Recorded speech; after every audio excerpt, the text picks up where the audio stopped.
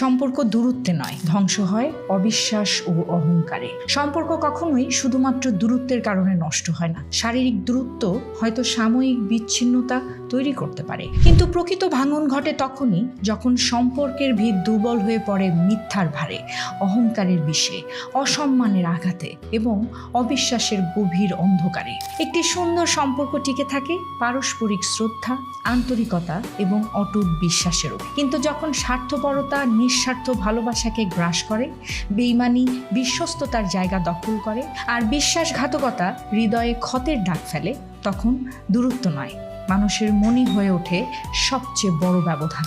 ভালোবাসা তখনই দীর্ঘস্থায়ী হয় ও শক্তিশালী হয় যখন সেখানে থাকে সততা, বিনয়, শ্রদ্ধা এবং একে অপরের প্রতি অগাধ আস্থা।